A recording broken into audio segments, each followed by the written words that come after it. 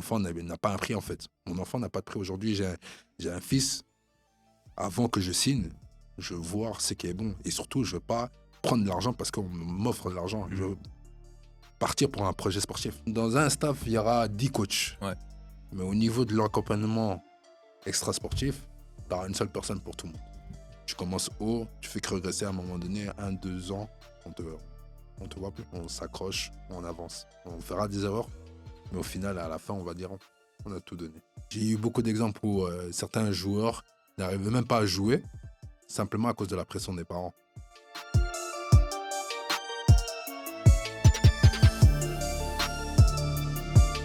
Bonjour, bonsoir tout le monde, bienvenue dans Au Mental, le podcast qui plonge dans la mentalité des athlètes.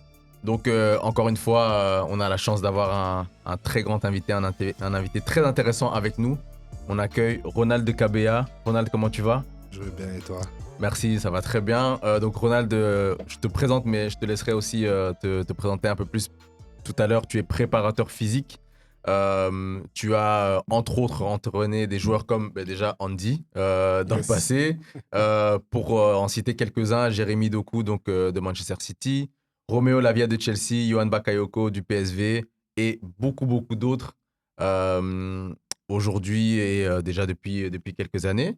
On a aussi avec nous, bien entendu, donc Joël, donc, qui est psychologue de formation et coach mental, et Andy, ex-joueur professionnel et également coach mental maintenant. Et voilà, je vais te laisser te présenter avec tes propres mots, mais d'abord, je ne vais pas oublier cette fois-ci, on a une question phare dans notre podcast. Quelle est ta définition d'un champion ? Waouh. Je vais prendre juste un mot, se relever. Ok. Se relever d'une défaite, se relever d'une difficulté, se relever d'une épreuve. Donc pour moi, un champion, c'est comme ça que je peux définir un champion. Ok. Si je peux aller plus loin, pourquoi je vais définir par se relever? Parce que dans une carrière, il y a des bons et des mauvais moments. Et je pense que ce qui définit un champion, c'est comment il se relève d'une défaite et comment surtout il se relève d'une difficulté qu'il a traversée dans sa carrière. Mhm. Donc Ok. je choisirais ce mot, se Ok, relever. ok, super. Mais je pense que c'est quelque chose on va réutiliser dans le fil de notre conversation. Mais en introduction, donc, je te disais que je vais te laisser te définir parce que j'ai dit préparateur physique. On peut entendre des termes aussi comme performance, enfin coach performance, etc. Et je sais aussi que tu m'avais dit qu'au fur et à mesure de ta carrière, ben, tu te percevais aller d'une manière plus large maintenant. Tout à Comment est-ce fait. que tu définis ton activité et le rôle que tu as avec les joueurs que tu accompagnes ? Tout d'abord, je m'appelle Ronald, comme je l'ai dit. Ouais. Donc j'ai 35 ans. Ça fait 8 ans aujourd'hui que j'ai commencé dans le coaching, dans le suivi des joueurs. Comment je peux me définir? J'aime bien que les gens me définissent. Mhm. J'aime pas me définir en tant que préparateur physique, performance coach. J'aime bien que les gens me définissent. Pourquoi? Parce que je pense que j'ai un statut différent pour chaque joueur. Ok. Pourquoi? Parce que j'ai une relation différente avec chaque joueur. Mais mon premier rôle, c'est voilà, les préparer pour leur objectif, leur aider à atteindre euh, pourquoi nous avons commencé. Donc, le deuxième rôle, aujourd'hui, je peux me définir comme un grand frère. Pourquoi? Je pense que depuis que Andy peut le dire, depuis que j'ai commencé avec lui, moi, j'ai pris beaucoup ce rôle de grand frère plus que préparateur physique. Parce que pour moi, je pense que quand je retourne dans le passé, j'ai aussi joué au foot, pas au haut niveau. Mais ce qui manquait souvent, c'est l'encadrement. L'encadrement dans les jeunes, surtout les jeunes africains. Donc c'est pour ça que je prends beaucoup plaisir à parler avec mes petits frères. Parce que je les considère vraiment comme mes petits frères. Donner des conseils. Parce que aujourd'hui, quand tu as un statut, les gens, ils ont peur de te dire les vérités. Alors que moi, ton statut ne change pas. Sincèrement, ton salaire ne change pas. La vision que j'ai vis-à-vis de toi. Et aujourd'hui, je peux me définir comme un caméléon. Parce que vraiment, je suis un préparateur physique par rapport aux gens qui me voient de l'extérieur. Mais à l'intérieur, je suis plus que ça pour certains. Après, comme je dis, la relation, elle est différente pour chacun. Tu as une relation plus proche avec certains et tout dépend en fait aussi des périodes difficiles que le joueur peut traverser. Bah, t'as dit que tu n'aimais pas que te définir, tu préfères qu'on te définisse. Ben, on va demander à Andy, vu que si je me trompe pas, tu as été soit son premier joueur, soit un de ses premiers joueurs Tout professionnels. Ouais. à fait. Ben, Andy, toi, comment tu définirais Ouais, Ronald? je pense que tu te souviens, hein, 2017, je pense que je le contacte parce que je lui dis que justement, je sais pas, je sens que mon corps est bizarre, j'ai l'impression que j'ai plus d'énergie. Et je lui demande s'il peut m'entraîner, me donner des conseils. Et il m'accueille dans sa salle, tout gentil. Enfin, on se connaissait déjà, hein, mais il m'entraîne une fois. Et non, vraiment, en fait, c'était plus que du simple coaching de performance, tu vois. C'était toute une vision derrière avec des objectifs. Objectifs d'abord, ben, matériels, entre guillemets, et puis mentaux, et se comprendre soi-même en tant qu'être humain. Donc, il m'a aussi insufflé cette envie de découvrir tout ce qui est psychologie. Et je pense qu'il le confirmera, tu vois, que il accorde beaucoup d'importance à tout ce qui est mental. Et évidemment, il a cette position de grand frère. Bah, moi, je l'appelle toujours Yaya, tu vois, quand on parle, etc. Donc, il y a beaucoup de respect. Et je pense que si, honnêtement, si j'ai pu faire la carrière que j'ai faite après ma blessure au tibia, c'est parce qu'il était derrière moi et que même si j'étais en Espagne, toujours à me demander comment j'allais, toujours à suivre ce que je faisais, à donner des conseils. Pas trop, jamais trop peu, mais toujours ce qu'il fallait. Et je pense que beaucoup de gens ont trouvé en lui ce grand frère-là. Et pour moi, c'est vraiment ça.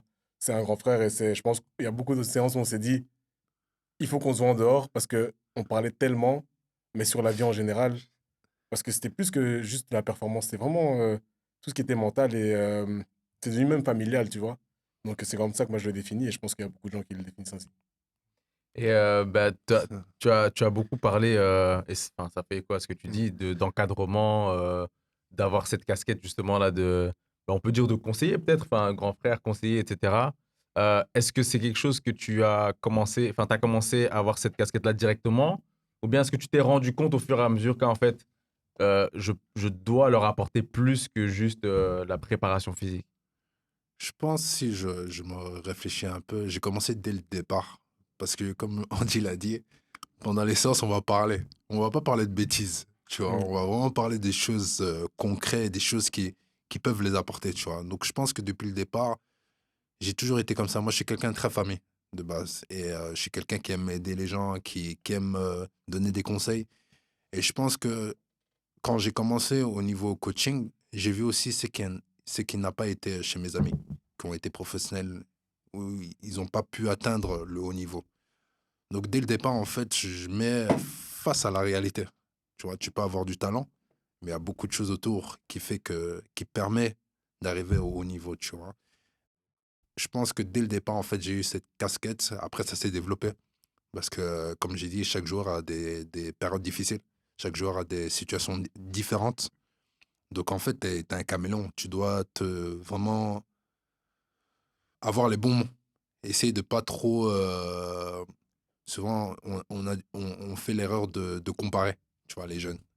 Et parfois, moi-même, j'ai déjà fait cette erreur de comparer. Ah, lui, celui-là, quand il est venu. Mais tu vois très vite que, en fait, tu peux pas comparer les gens. Donc, par rapport à ça, j'ai pris de l'expérience et face aux situations aussi. Mhm. Euh, Avec cette expérience-là, justement, donc ça fait 8 ans et que tu travailles avec des joueurs. Il y a des joueurs que tu connais depuis qu'ils sont très jeunes, qui ont eu le temps d'évoluer. Euh, Quelles sont les choses, à tes yeux, qui séparent ceux qui ben, réussissent au haut niveau et ceux qui ont plus de mal, c'est-à-dire qui ont du talent, qui ont le potentiel qu'il faut, mais qui, à un moment, on sent qu'ils stagnent. Est-ce qu'il y a des choses que tu identifies comme ça où tu dis, ah, ben, ces caractéristiques-là, je les retrouve vraiment chez ceux qui arrivent à avancer, et ces caractéristiques-là, malheureusement, je les retrouve aussi sur ceux qui n'arrivent pas à avancer. Pour moi, la base, c'est l'éducation. L'éducation familiale, l'entourage.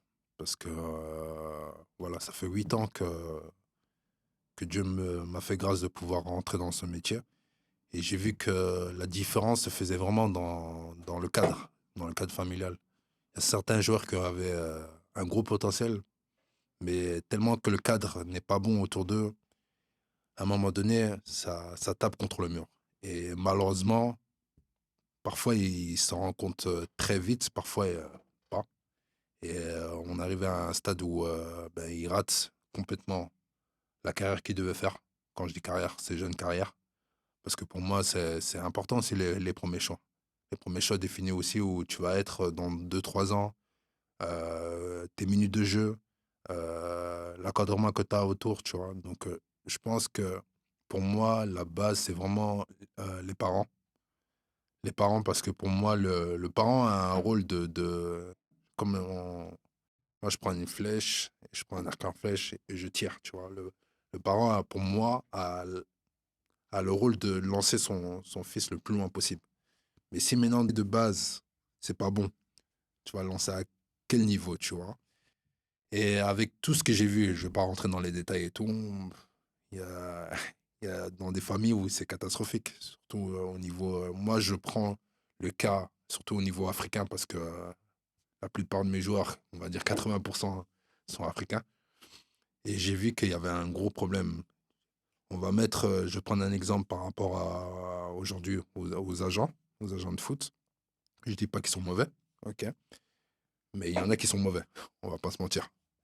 Et les parents qui se retrouvent dans des situations difficiles, tu es un joueur talentueux, on va te mettre une somme d'argent pour pouvoir signer dans cette agence, tu vas pas réfléchir plus loin. Si cet agent t'a proposé cet argent-là, c'est que ton fils peut valoir beaucoup plus. Mais toi, tu vas penser qu'à tes problèmes et tu vas signer. Mais dans quel bourbier tu vas mettre ton enfant? Dans quelle main tu vas mettre ton enfant? Parce que c'est comme si tu offrais ton enfant, tu vois? Et tu offrais ton enfant pour de l'argent. Parce que pour moi, le premier contrat, c'est un projet sportif. C'est pas un contrat où tu vas signer juteux ou il y aura des 0-0. C'est un contrat sportif. Donc un parent qui signe, parce que j'entends, j'ai vu des parents qui signent, la première chose qu'ils vont demander à un agent, vous me donnez combien? Comment ça, vous me donnez combien? Donc avant même qu'on parle de sportif, tu me demandes, vous me donnez combien? C'est-à-dire que ton fils, en fait, c'est. Toi, pour moi, il n'y a pas de valeur, en fait, tu vois. Tu vois déjà ton enfant comme une source d'argent. Or que ton enfant, pour moi, c'est un être humain. Et souvent, quand je le vois avec mes jeunes et tout, les parents, ils oublient. C'est pour ça que moi, généralement, je prends les jeunes à partir de 14 ans. Parce que moi, avant 14 ans, va t'amuser au parc. Tu vois, va voir autre chose. Il n'y a pas que le foot. Et on voit aujourd'hui beaucoup de jeunes pris par la dépression, pris par le suicide, parce qu'ils n'arrivent pas à percer. Alors que pour moi, on définit pas, on les redéfinit par rapport au foot. On ne les définit pas par rapport à ceux qui sont. Tu vois. Moi, exemple, aujourd'hui, quand je suis dans ma famille, j'aime pas trop qu'on me parle de mon travail. Parce que c'est pas ça qui me définit. Je suis content que j'ai réussi, entre guillemets, que je suis une fierté pour ma famille, mais j'ai envie de parler d'autres choses, parce qu'il n'y a pas que le foot. On peut parler d'autres choses. Et je pense qu'un enfant a besoin de se sentir aussi aimé en dehors du foot. J'ai eu beaucoup d'exemples où certains joueurs n'arrivaient même pas à jouer, simplement à cause de la pression des parents. Tu arrives à la maison, on te parle que du foot. Dans la voiture, directement après le match, tu as été mauvais ou quoi que ce soit. Il n'y a pas que ça. Il y a un moment pour tout, tu vois. Et c'est ça que je trouve dommage avec les parents, c'est que tu es parent avant d'être un, entre guillemets, entraîneur ou quoi que ce soit. Ton enfant, il vient là pour s'amuser. S'il a choisi le foot, c'est pas pour l'argent. Il a choisi le foot pour être. Parce qu'on est passionné. Moi, j'aime le foot, tu vois. Je vibre devant le foot. Et quand je vois certains parents qui oublient ça parce qu'ils ont un projet Mbappé, frérot, Ouais. arrêtez. Tu vois. Arrêtez. Prenez en fait vraiment votre rôle de parent. Parce que le jour où l'enfant sera plus là, tu vas regretter, en En fait. parlant de, enfin, tu as cité le terme projet Mbappé, c'est un truc qu'on entend beaucoup depuis quelques années. Est-ce que toi, depuis que tu travailles avec des joueurs, est-ce que tu as vu une, entre guillemets, dégradation euh, au niveau des parents? C'est-à-dire, enfin, est-ce que ça s'est empiré le fait que les parents voient leurs enfants comme un investissement, entre guillemets, mon enfant va percer, etc. Est-ce que ça s'est dégradé? Est-ce que ça a toujours été comme ça depuis que tu Moi, coaches? personnellement, je suis cash avec les parents. Sincèrement, quand un parent vient me demander pour entraîner son enfant qui a 10 ans, 8 ans, je dis, moi, je prends pas. Tu vois. Donc, je suis pas encore dans cette période où, Hmm. à 8 ans, 10 ans, tu mets déjà la pression au petit. Parce que moi, pour moi, un petit de 8 ans, il a déjà les entraînements en club. Tu rajoutes le match le week-end. Il se réveille tôt. Parce que quand tu regardes, ils ont une journée comme s'ils allaient au travail. Ils se réveillent à quelle heure? 7 heures, ils reviennent, ils vont au foot, ils reviennent à 19 h 20 h. Ils ont quel âge? À quel moment ils s'amusent? À quel moment où ils sont libérés du football. Et c'est pour ça que pour moi, si on va dire le petit est demandeur, ok. Mais c'est à toi de mettre en fait un juste milieu. Un juste milieu, c'est pour ça qu'on est parents. C'est pas pour dire oui à tout. Ouais, on va jouer, non.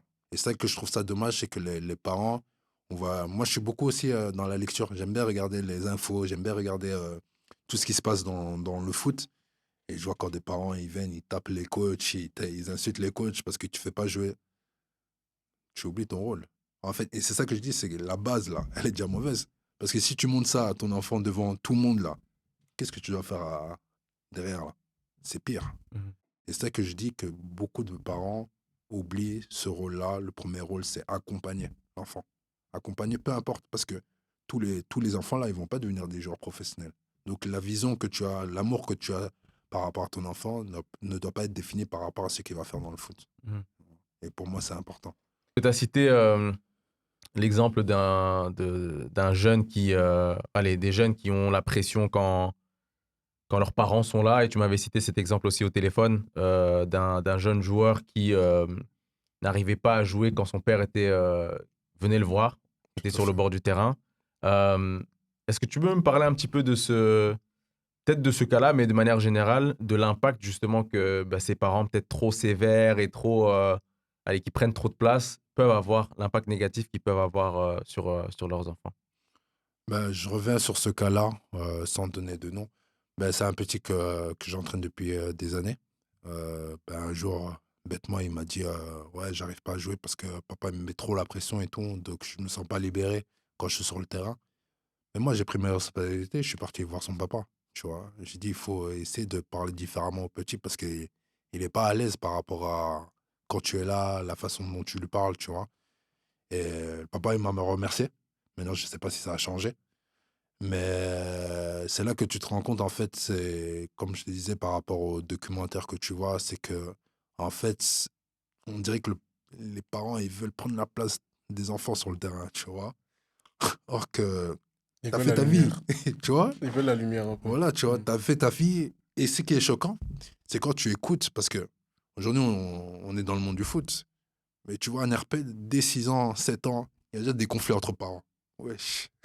Mhm. Mm. 6 7 ans, conflits entre parents. Ton enfant, il a fait quoi pour avoir des conflits? Est-ce qu'il a déjà un contrat pour que vous soyez en conflit? Et ça, c'est pour ça que je dis c'est malheureux. Parce que vous montrez en fait des conflits à des enfants, alors ils sont là juste pour s'amuser. Mon beau-frère, donc il a son fils qui évolue, je pense que U6 U7, et il me disait déjà, il y a des tensions entre parents, tu vois. Et surtout, c'est souvent les parents africains. Et ça qui est désolant, c'est que à quel moment, en fait, vous prenez vos responsabilités en tant que parent? Parce que si vous véhiculez déjà des tensions entre vous, juste parce que les petits ils jouent un RP de U16, U6, tu vois, après, plus tard, ça va être quoi? Tu vois? Et aujourd'hui, malheureusement, comme j'ai dit, je connais beaucoup de choses. Et certains parents aujourd'hui ne se parlent plus, tu vois? Et c'est malheureux. C'est dingue ce que tu dis parce qu'en fait, ce que tu expliques, c'est que les parents sabotent la carrière des enfants, en fait. Tout à fait. Tu Pour vois. moi, sincèrement, et c'est ça que j'ai dit dès le départ, moi, j'ai vu des joueurs avec une éducation parfaite. Je Mhm. prends le cas de Randy, hein. On voit ses parents, c'est une éducation parfaite, tu vois. En fait, le joueur, et c'est souvent, les gens ils oublient, hein, c'est que j'ai déjà eu des joueurs qui voulaient même pas rentrer dans leur famille. Pourquoi? Parce qu'on les parlait que d'argent. Mhm. Ok, Donc ok. t'imagines, toi, t'es là, t'as juste envie d'aller prendre du temps avec ta famille, mais tu dis non, là-bas, je peux pas aller là parce qu'on va me casser la Ouais, tête. ouais, Mais tu vas où finalement? Après, tu vas chez des potes, c'est tu ça. vas truc. Après, c'est pour ça que je dis ça va très vite. Ça va très vite et c'est ça que les gens oublient, c'est que un enfant, pour moi, doit être protégé et surtout encore plus quand il a un talent. Mhm. Tu vois, parce qu'aujourd'hui, à 15 ans, à 13 ans encore, déjà, il y a les agents, il y a le club, il y a les médias. Donc, tu rajoutes tout ça et toi, tu es dans ta famille, on te parle foot, foot, foot, foot, Mhm. foot, foot, foot. Là-bas, foot, là-bas, foot, là-bas, foot. Mais à quel moment Mais où tu es l'être humain, tu ouais, vois? c'est ça. Et en fait, au-delà du foot, les parents sont orientés résultats, mais ils apprennent pas à leur enfant à aimer, entre guillemets, le process. Parce que tu Voilà, parlais déjà de parents qui, dès le plus jeune âge, mettent déjà des pressions aux enfants, mais ils connaissent rien encore, les enfants. tout à fait. Ils ont besoin d'apprendre, tu vois, l'éthique de travail, la discipline, etc., avant Je, d'atteindre ce Et résultat. surtout, ils ont besoin de se créer une identité Ouais. en dehors du football, tu vois. Mhm.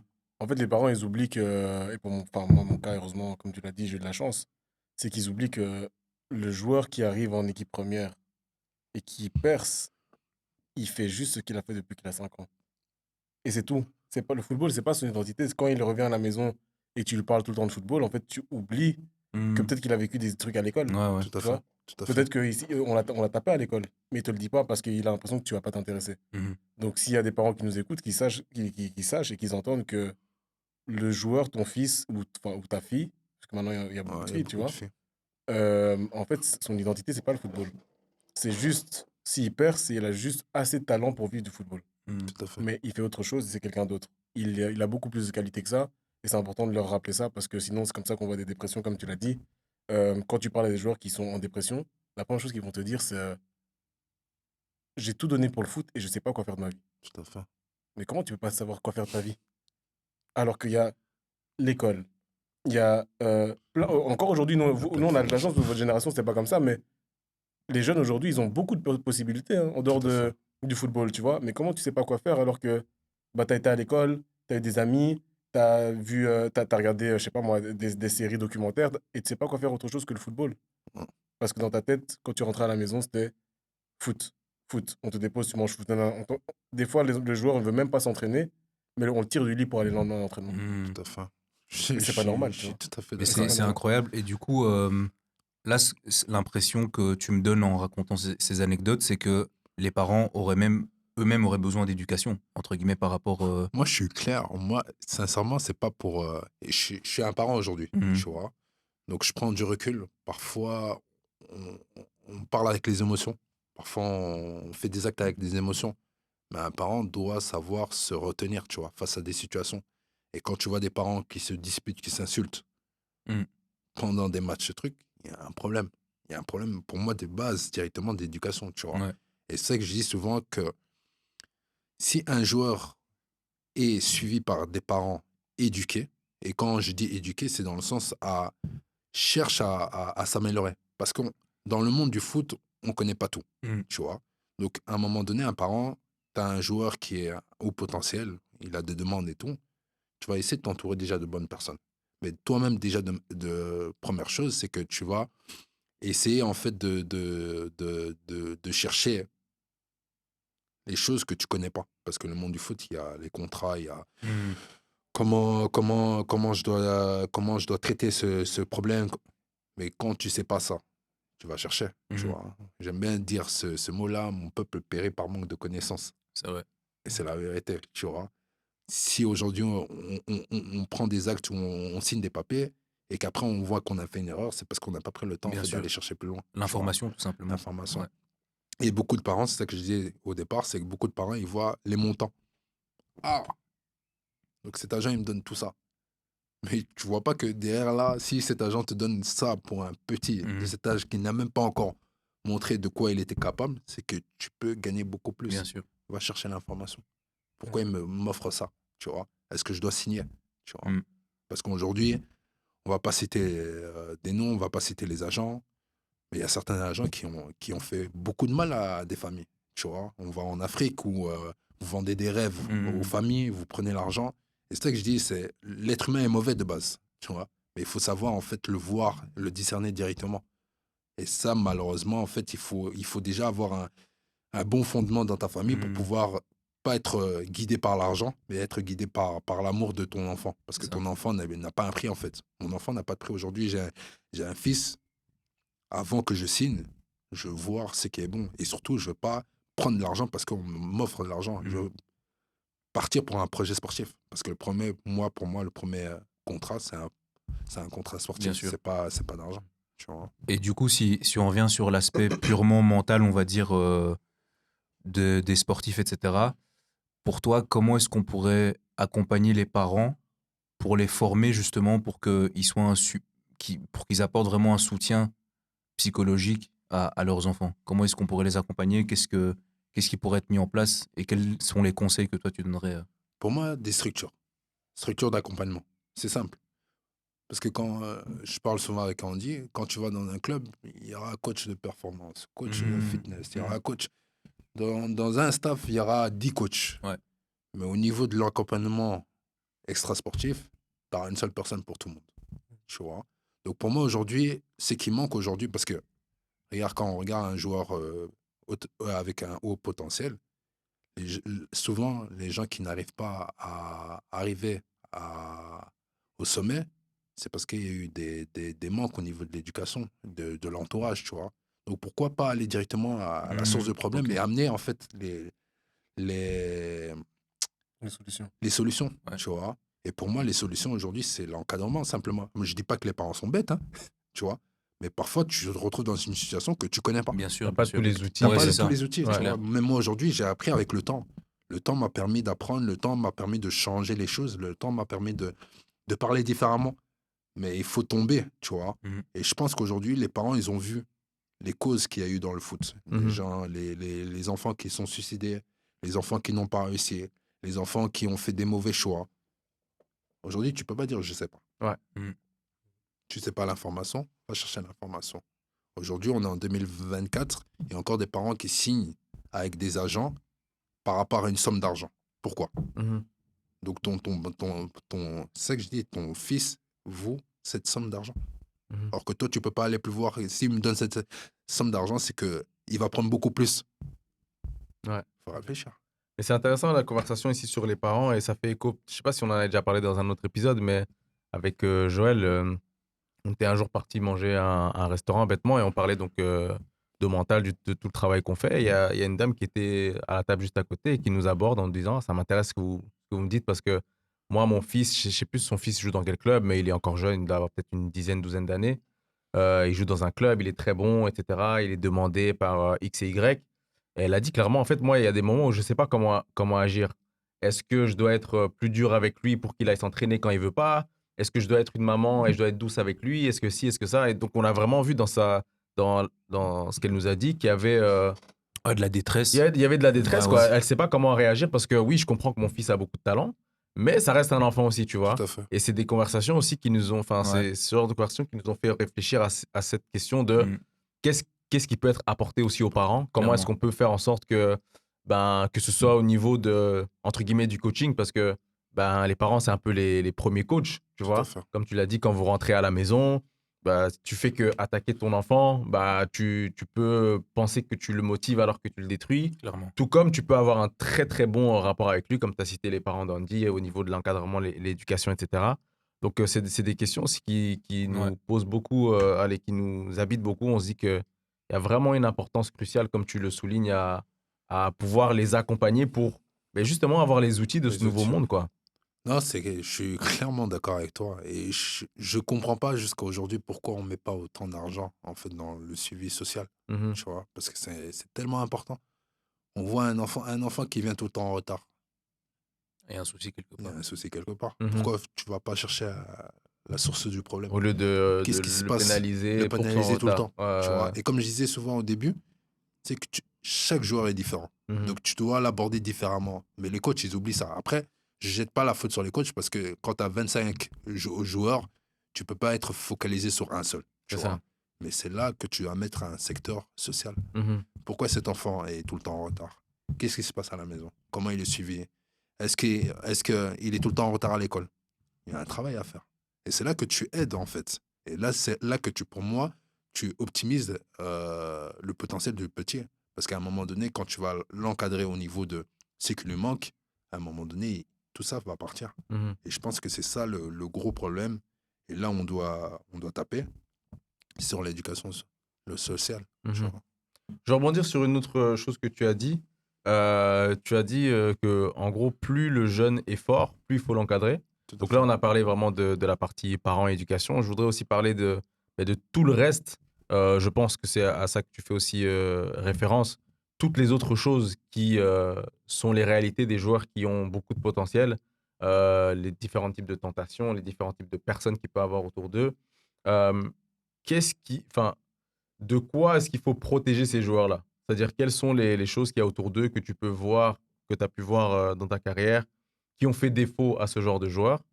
Je suppose qu'il y a beaucoup de choses en rapport avec l'entourage, les potes, en rapport avec d'autres types de distractions, l'argent, etc. Toi, quelles sont les choses vraiment que tu as identifiées que ces joueurs qui ont beaucoup de potentiel ont chuté à cause de ces éléments-là, souvent? Moi, je dirais d'abord l'entourage, les amis. Mhm. Ok. L'entourage est très important. On voit que même quand on grandit, hein, à un moment donné, ton cercle il devient de plus en plus petit. Et je pense que pour un joueur de foot, c'est très important de le faire dès le départ.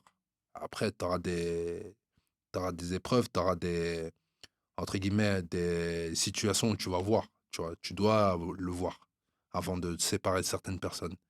Mais je pense que les amis ont une grande importance dans l'entourage d'un joueur.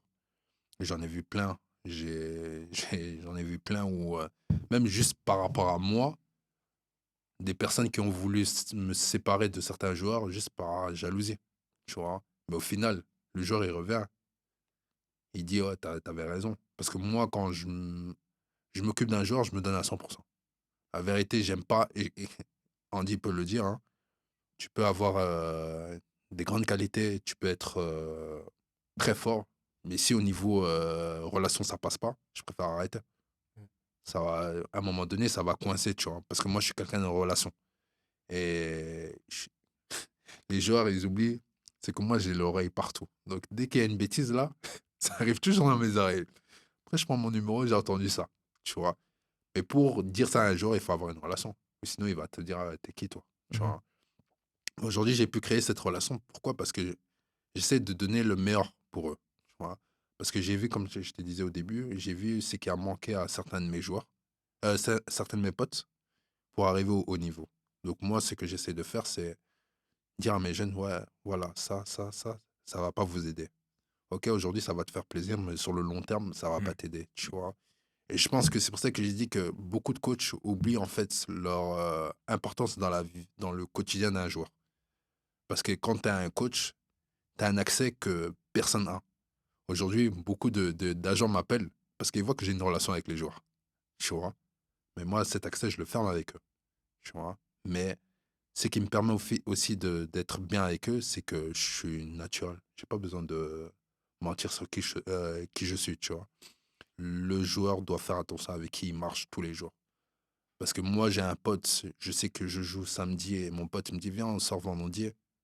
C'est Il veut pas bizarre. tomber. Mhm. Je suis désolé. Il veut pas tomber, tu Mhm. vois. Parce que ton pote, il va te dire qu'il y a un moment pour tout. Là, mon frère, reste à la maison. Nous, on peut sortir, mais toi, tu restes à la maison. Ça, c'est un vrai pote, tu vois. Moi, j'ai eu des anecdotes où je voyais certaines, un joueur qui donne sa carte à certains de ses potes, qui se retrouvent dans d'autres pays, qui font la fête avec sa carte, tu vois. Pour moi, c'est pas normal, tu vois. Et ça va encore plus loin, tu vois. Je trouve que les amis, en fait, les amis surtout qui sont pas dans le sport, en fait, ils oublient qu'ils ont une grande tâche dans la vie de leurs potes. C'est de les élever, tu vois. Mm. Parce qu'une carrière, c'est court. Donc, si sur le petit temps, là, tu prends pas le temps de construire et faire les bonnes choses, à un moment donné, comme je dis, dans une carrière, c'est soit tu régresses, soit tu progresses. Mhm. Quand tu régresses, ton salaire, il régresse. Quand tu progresses, ton salaire, il augmente. Tu commences haut, tu fais que regresser à un moment donné, 1, 2 ans, on te voit plus. Mhm. Tu vois. Après, les amis là qui étaient là derrière toi en boîte et tout, c'est fini. Et cette question de, on va dire, réussir à restreindre son cercle, réussir à, entre guillemets, éliminer les gens qui ne sont pas là pour ton bien, est-ce que c'est facile à comprendre pour ces jeunes? Non. Parfois, en fait, il faut une claque. Tu vois. Parce que moi, de loin, toi, tu es plus grand. Tu vois. Tu vas voir les choses. Tu vas voir, ah, ce petit-là, il est bizarre. Tu vois. L'autre, il va dire non, mais c'est mon pote et tout, depuis des années ou quoi que ce soit et tout. Et non, il est chill. Mais il faut que parfois, c'est pour ça que je dis parfois, il y a des jeunes, tu peux les parler, ils vont prendre note et ils vont le faire. Il y a des gens, ils ont besoin être Événement de vie. Ouais, voilà, c'est tu ça. vois. Et malheureusement, je pense que c'est au fur et à mesure aussi de l'âge, tu vois. Parce qu'aujourd'hui, quand tu arrives dans un club, moi, je le dis, hein, j'ai clairement dit à un de mes joueurs qui a passé une période difficile, je lui ai dit clair, au foot, là, il n'y a personne. C'est personne. Personne sont tes amis. Tu vois, là-bas, même si tu es quelqu'un de très câlin, tu es très...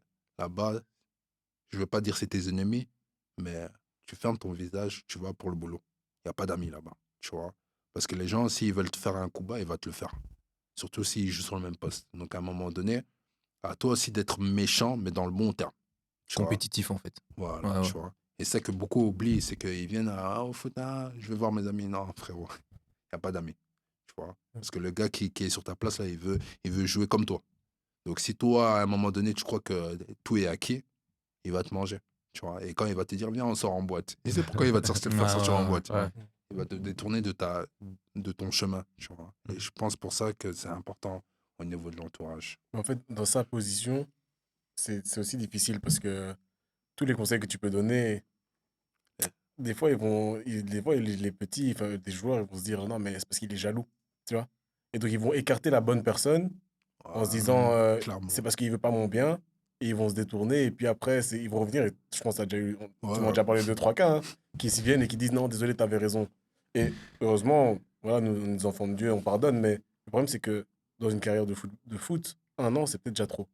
Tu vois. 6 mois, c'est peut-être déjà trop. Surtout quand t'es pas Ronaldinho, etc. Tu vois. Et malheureusement, bah, je l'ai vécu, tu vois. Enfin, malheureusement, moi pas, hein, mais je veux dire, j'ai eu des connaissances où tu leur disais mais fais attention au gars à qui tu traînes. Fais attention à lui, fais attention à lui.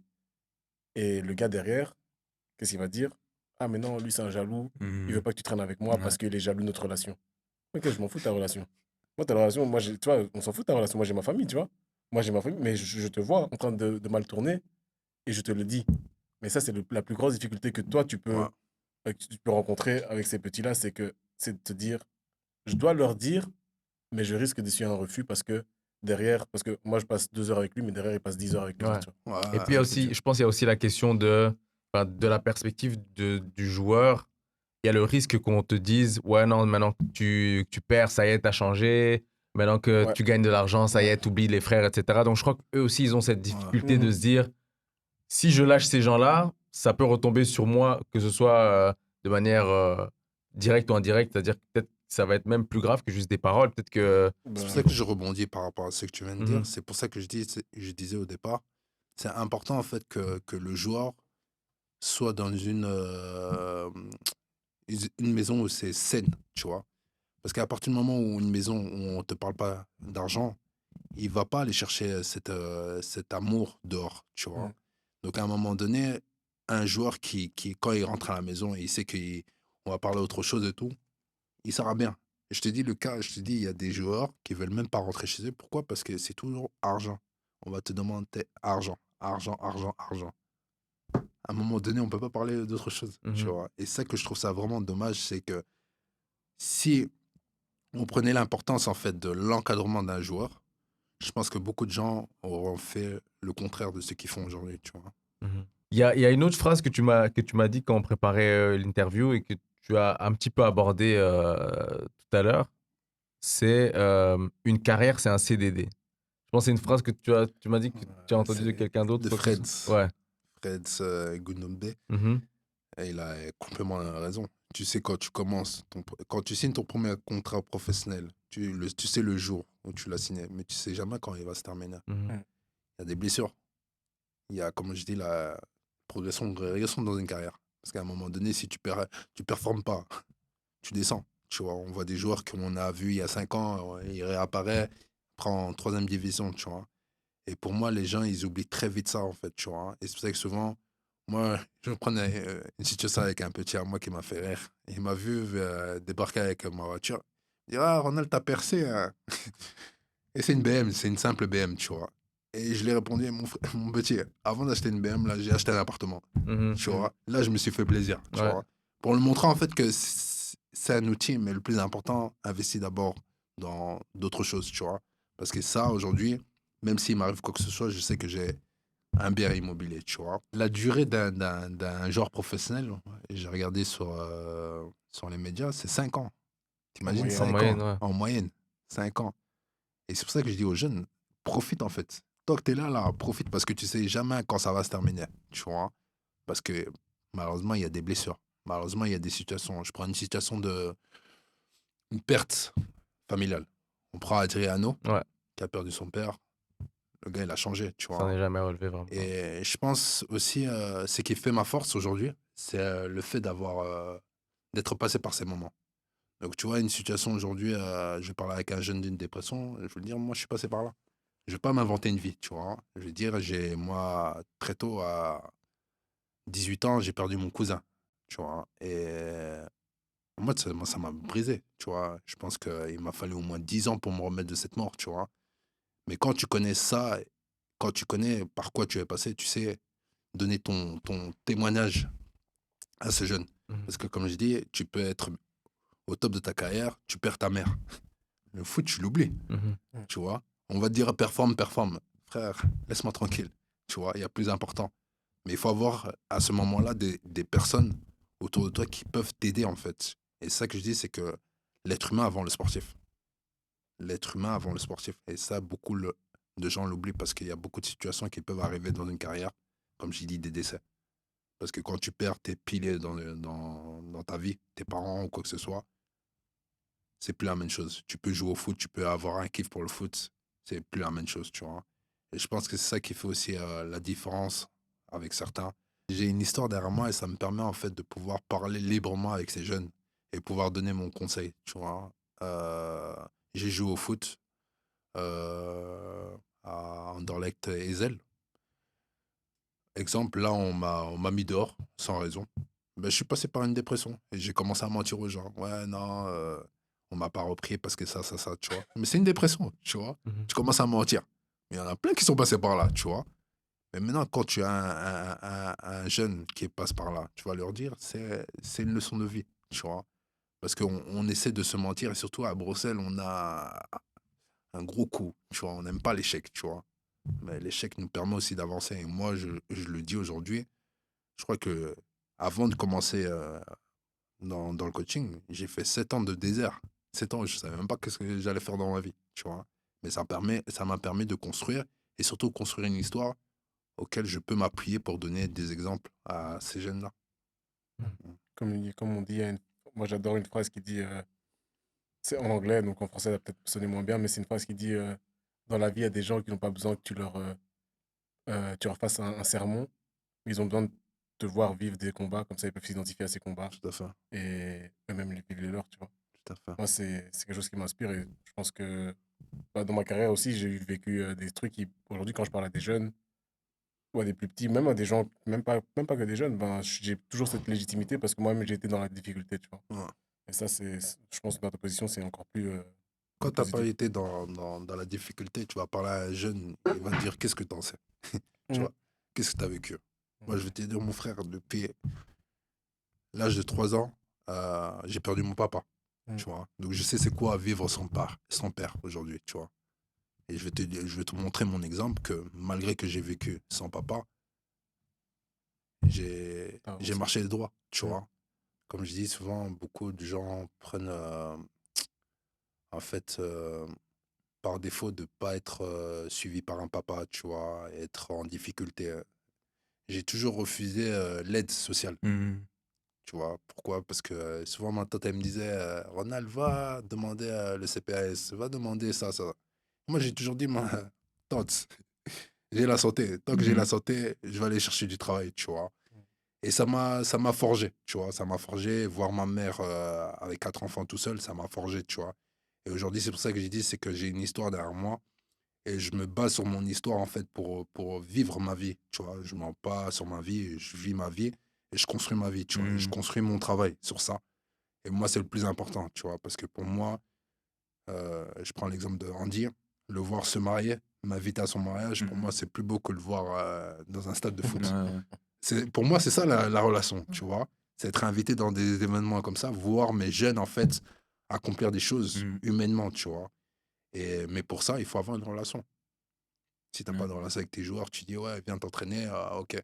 Mais comme je dis souvent, c'est que les coachs oublient, c'est que tu peux entraîner, tu peux être le meilleur coach que tu veux. Mais si ton petit, là, il vit des situations difficiles, tu ne pourras pas optimiser son Ouais, potentiel. ouais. Donc, à quoi bon faire autant de séances si tu n'as même pas ce rôle-là pour pouvoir l'aider, en fait, tu vois. Et c'est ça que moi je dis, c'est que ma valeur au niveau de ces jeunes-là, euh, je le dis clairement, est énorme. Parce que je l'ai vu avec certains jeunes, tu vois. Mhm. Il faut prendre le temps avec ces jeunes parce que parfois tu es leur seul appui, Mhm. tu vois. Parfois tu es leur seul conseiller. Et quand je dis conseiller, c'est pas conseiller d'argent en fait, c'est conseiller Bien de sûr. vie, Bien tu sûr. vois. certains jeunes qui sont très jeunes, qui sont confrontés à la pression médiatique, tu vois. Je pense qu'il faut. Moi, souvent, quand j'ai des nouveaux jeunes qui sont déjà mis en avant, j'essaie de les mettre directement à l'aise. Et t'es pas en retard, tu vois. Parce que souvent, on va voir sur les médias, ouais, il est en retard par rapport à son âge. Non, chacun son temps. Ne te mets pas la pression, le plus important, c'est prendre plaisir, tu vois. Ne regarde pas ce que les médias disent, tu vois. Et je pense que c'est ça le rôle d'un coach pour moi. Parce que le jeune, il va changer de club chaque année, peut-être chaque 4 ans, tu vois. Mais si toi, tu arrives à avoir une relation pendant 15 ans avec ce jeune-là, en fait, ça sera tellement fort que peu importe les problèmes qu'il va traverser, tu auras les mots pour l'aider, tu vois. Et pour moi, c'est important. Je voudrais parler parce que vous avez beaucoup parlé de difficultés et ben, un sujet qui te concerne toi en tant que coach et Andy de par sa carrière, c'est les blessures. Je pense que tu travailles beaucoup avec des joueurs qui en vivent, qui doivent être en revalidation. Je sais pas si c'est comme ça qu'on dit aussi Ouais. dans le foot. Euh, donc sur l'aspect physique, bien entendu, tu fais le travail que tu fais et on le comprend aussi de par notre conversation qu'au niveau mental aussi, tu dois beaucoup les aider. Quelle est l'ambiance psychologique qu'il y a chez ces joueurs? Enfin, ça coule de source de se dire qu'ils vont mal, etc. Mais est-ce qu'on voit beaucoup de pertes de confiance? Est-ce qu'il y a beaucoup de joueurs qui, malgré qu'ils reviennent sur le terrain, ont encore peur de se blesser? Toi, au niveau, on va dire, mental, par rapport à ces joueurs qui sont blessés ou en revalidation, qu'est-ce que tu vois comme problème et comment est-ce que tu les aides aussi? Tu as plusieurs cas. Moi, déjà, quand quelqu'un est blessé, la première chose avant de commencer avec lui, c'est je l'envoie chez un kiné, avec qui je travaille depuis des années, que on dit à travailler, Benjamin. Moi, je prends pas ce premier rôle. Parce que pour moi, le premier rôle est défini par ce kiné qui va me permettre en fait de vraiment me focaliser sur le travail que je dois faire. Maintenant, par rapport à mentalement, il y a plusieurs cas. Je prends le cas d'un certain joueur qui s'est blessé plusieurs fois au même endroit, où il a perdu complètement confiance et il a même eu honte de lui, en fait. Tu vois. Honte, pourquoi? Parce qu'il disait, ouais, je peux pas performer, je peux pas vous faire plaisir, tu vois. Et c'est là que beaucoup, maintenant, prennent des coachs mentaux. Ils se rendent compte que c'est important. Il faut pas attendre que tu sois mal pour commencer, tu vois. Et certains joueurs où, en fait, ils se mettent dans une bulle, en fait. Et on voit souvent sur les réseaux sociaux, quand un joueur va mal, il désactive toutes ses photos. Mm. Mais c'est choquant, hein. Mais la première action d'un joueur, c'est aller sur son réseau social. S'il joue pas, s'il est mal mentalement, s'il est blessé, il va désactiver toutes ses photos. Moi, dans cette période-là, en fait, ça dépend de la relation que j'ai avec le joueur. Maintenant, j'essaie vraiment Pour moi, une blessure peut t'apporter beaucoup. Ça te permet aussi de voir ce que tu as mal fait. Après, ça te permet aussi de changer ton quotidien. Et je pense qu'une blessure ne peut pas être, n'est pas toujours fatale pour une carrière. Tu vois. Donc, moi, ça dépend comment tu le prends. Comment tu le prends. Et certains joueurs, en fait, je reviens sur l'entourage. Dans cette période-là, tu seras entouré par qui? T'as des joueurs qui seront entourés par leurs amis, ils vont faire venir des meufs. Donc, c'est un engrenage négatif. Et certains joueurs qui vont aller dans une ferme familiale, juste pour penser à autre chose et revenir plus fort. Toi, Andy, est-ce que ça t'est arrivé? Bon, on sait que tu es fort mentalement, etc. Mais pendant justement ces périodes où tu as été blessé, où t'as pas pu jouer, est-ce que ça t'est arrivé d'avoir un petit peu ces idées-là de se sentir coupable, se sentir honteux par rapport au regard des gens, à la famille, etc. Ben ouais, en plus, moi, j'ai eu tellement de blessures, tu vois. J'en ai eu combien Mm. Je peux en compter plus de 30 dans ma carrière, des petites et des grosses, tu vois. Plus de petites que de grosses, mais c'est surtout, tu vois, quand t'es... En fait, les gens font le déplacement pour toi. Tu vois. Soit ils font le déplacement pour venir au stade, soit ils font le déplacement pour aller regarder ton match à la télé, chez quelqu'un, etc. Et moi, la blessure qui m'a le fait le plus mal, c'est celle qui arrive en 2015, je pense, juste après avoir joué contre Arsenal. je fais un match de coupe, premier match titulaire avec Anderlecht, avec Pesnicazi, et je me blesse après 10 minutes. Cheville, je prends pour 4 mois. Et ça, je me suis dit, je viens de laisser tomber ma famille, tu vois. Et en fait, il faut aussi voir la personnalité de tes parents. Moi, je sais que ma mère, quand elle me voit au sol, elle s'inquiète beaucoup, tu vois. Et donc, moi, j'avais pas un rituel, mais une habitude, c'est que quand je tombais au sol, je me relevais le plus vite possible pour lui montrer que tout allait bien. Et ce jour-là, je n'ai pas pu me relever. Et je me suis dit, ouais, je viens de laisser. Allez, tout le monde avait ses espoirs de me voir jouer titulaire. C'était peut-être le moment où je pouvais gagner ma place. Et j'ai pas réussi à le faire. Et tu commences à te remettre tout en question, tu vois. Et ce qu'il dit, c'est vrai, tu commences à supprimer tout sur Insta. Enfin, moi, je ne l'ai pas fait, mais tu commences à supprimer tout sur Insta parce qu'en fait, je sais pas si c'est un appel à l'aide ou tu veux montrer que ça va mal, venez me parler, mais essayer de me comprendre en tant que professionnel, pas en tant que joueur qui gagne de l'argent et donc qui ne peut pas souffrir parce qu'il est blessé, tu vois. C'était surtout ça et moi, j'ai eu. C'est pas la seule fois, mais c'est vrai que ça fait mal, ouais, ça fait mal de. Tu vois, tes parents, ils ont tellement sacrifié et puis toi, tu es là. Et au plus tu te blesses, plus tu te dis, est-ce que je sais encore faire ça? Et est-ce que je suis pas en train de tomber dans la spirale négative où tout ce que j'ai gagné jusqu'ici, je vais le perdre. Quand je me suis cassé la jambe, au tout début, quand je me suis cassé la jambe, je suis resté sur le terrain, normal, je parlais avec les kinés, ça va, j'ai mal, mais... Et quand on m'a laissé tout seul et que la tension est redescendue, etc., l'adrénaline, ben, j'ai commencé à pleurer. Mais pas de douleur, pour deux raisons. La première, c'est parce que je me suis dit, ben, je viens de tout perdre, parce que je sais que j'ai pris pour au moins 6 mois, et donc je viens de perdre une demi-saison, et peut-être un an, parce qu'on ne savait pas encore c'était quoi la gravité. Et la deuxième, c'est parce que, encore une fois, ben, ta famille, elle souffre. Tu vois. Tu es en train de faire souffrir ta famille à cause de ça. Et au final, tu arrives à la maison, tu baisses la tête, parce que tu as l'impression que tout le monde te regarde avec ses yeux de pitié, tu vois. Et c'est ça, ouais, ça fait ça qui fait le plus mal. C'est les blessures, c'est le fait de penser que tu déçois tes proches, c'est Donc très dur. c'est surtout le regard des autres, Ouais, c'est enfin, ça. pas le regard des autres, mais la déception que tu penses que les autres ont, et cetera, et Ouais, cetera. c'est ça. C'est ça. Bah, récemment, je parlais avec un petit, là, je vous ai même montré le message. Quand il s'est blessé, la première chose à laquelle j'ai pensé, c'est que lui, il va penser qu'il est en train de décevoir les autres. Et il m'a confirmé, il m'a dit, ouais. J'ai pensé au fait que les gens vont se dire, ah, mais en fait, il se blesse trop. Ah, mais en fait, c'est pas, je suis pas le talent que les gens pensent, auquel les gens pensent. J'ai pas le talent que les gens pensaient. Je les ai abandonnés, etc.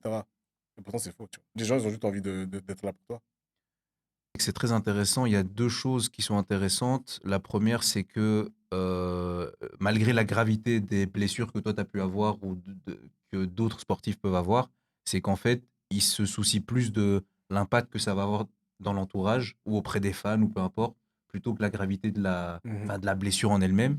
Ça, c'est la première chose. Et la deuxième, c'est que en vrai, les sportifs sont pas préparés à vivre ce qu'ils vivent quand ils sont blessés au niveau psychologique. Et est-ce que toi, tu penses, ou est-ce que on dit, ou peu importe, vous pensez que faudrait du coup préparer les sportifs pas aux blessures, mais au fait d'avoir, tu vois, cette mentalité selon laquelle c'est pas parce que tu te blesses que tu déçois forcément les autres ou que, tu vois, ou que, je sais pas Faire de si la ma question est claire. prévention au niveau Ouais, psychologique, et vraiment faire de la cetera. Mhm. prévention par rapport à ça et les préparer, pas forcément en disant tu vas te blesser dans ta carrière, voici Ouais, comment je tu dois vois. réagir, mais plus cultiver l'état d'esprit qui fait que en cas de blessure ou en cas de situation difficile, bah, Mmh. tu vois, un accompagnement Ouais. préventif en fait. Mmh.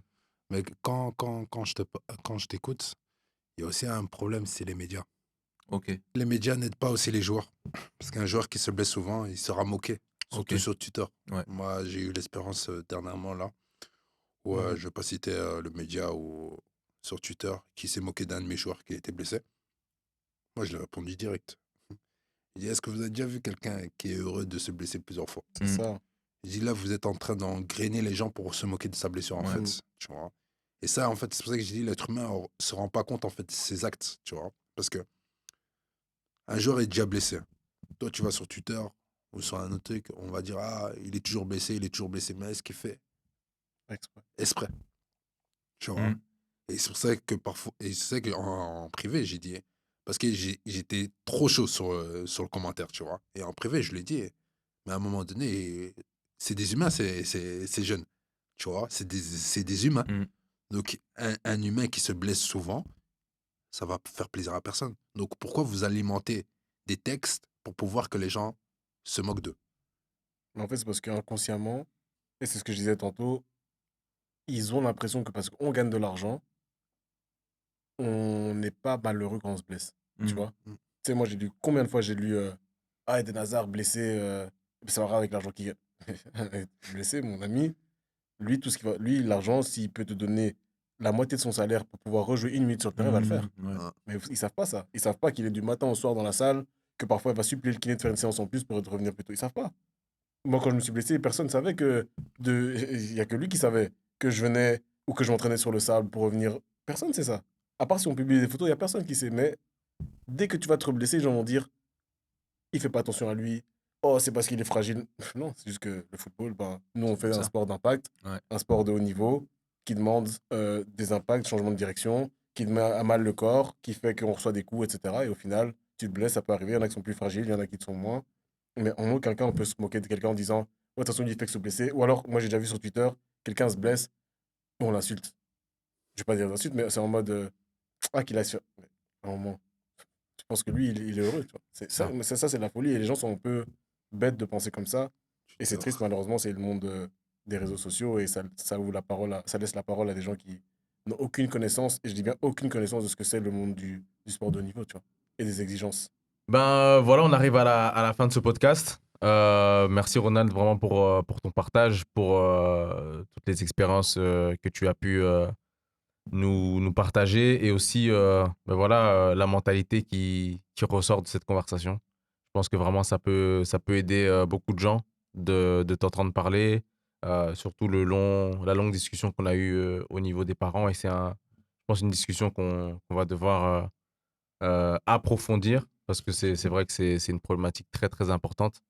Euh, Est-ce que tu peux nous laisser avec peut-être un ou deux conseils pour un jeune ou moins jeune joueur qui nous écoute? On va dire, bah, allez, même si tu en as donné beaucoup, mais un ou deux conseils clés vraiment que tu penses qui pourraient servir aux personnes qui nous écoutent et qui résument ce que tu penses crucial pour eux. Si je peux donner un conseil par rapport à tous ces jeunes footballeurs, c'est rester authentique. Peu importe l'argent que tu gagnes, peu importe le niveau que tu as, de rester authentique parce que le lendemain, on ne le connaît pas. Et je pense que la valeur d'un joueur, c'est vraiment comment il impacte les vies autour de lui. Parce que tu peux ne pas être dans un gros niveau, mais ce que tu apportes au quotidien par rapport à tes coéquipiers, par rapport à ta famille, c'est ça qui va ressortir à la fin. Ta carrière et surtout à la fin où tu vas mourir. Parce que qu'on soit footballeur, qu'on soit euh, journaliste ou quoi que ce soit, euh, quand on va venir pleurer à la tombe, c'est par rapport à ce que tu as laissé. Pas l'argent, c'est par l'argent qui est sur ton compte, tu vois. Et c'est pour ça que j'essaie vraiment de dire à mes jeunes, restez authentiques. Ne changez pas. L'argent ne doit pas vous changer. Et il faut rester focalisé. Battez-vous. Parce que le foot, c'est court. C'est très court. Et me vaut être concentré sur un petit moment qu'être dispersé et rater tout ce que Dieu a mis dans tes mains, en fait. Parce que tout le monde n'a pas le potentiel de faire une grande carrière. Et donc, si tu as le potentiel, essaie d'optimiser en faisant les bonnes choses. Parce que les bêtises, là, c'est pas des nouvelles bêtises qui créent. Mm. Tu vois, c'est des anciennes bêtises, tu le sais, tu le connais. Tu connais la direction. Donc, si tu prends ce chemin-là, tu sais les conséquences. Donc, moi, je te demande de prendre la bonne route. Tu vois, parce que le chemin, la carrière, elle est courte. Et ça, aujourd'hui, j'essaie vraiment de donner toutes ces chances à ces jeunes parce que pour moi, c'est ça. Je vais arriver au haut niveau avec eux, pas avec certaines personnes qui sont déjà au haut niveau. On s'accroche, on avance. On fera des erreurs, mais au final, à la fin, on va dire on a tout donné. Voilà. Merci beaucoup Ronald, merci Merci. Joël, merci Andy, merci à toutes les personnes qui ont suivi ce podcast jusqu'à la fin. Encore une fois, on vous encourage à commenter pour nous dire ce que vous avez pensé de ces discussions, ce que vous en avez retenu, à partager pour les personnes autour de vous qui pourraient avoir besoin d'entendre ce genre de conversation et également, bien entendu, à vous abonner car on prévoit de continuer à vous donner des bons podcasts qui pourront vous aider et continuer à aider à développer vos mentalités de champion. À la prochaine. Merci à tout le monde. Merci. Merci.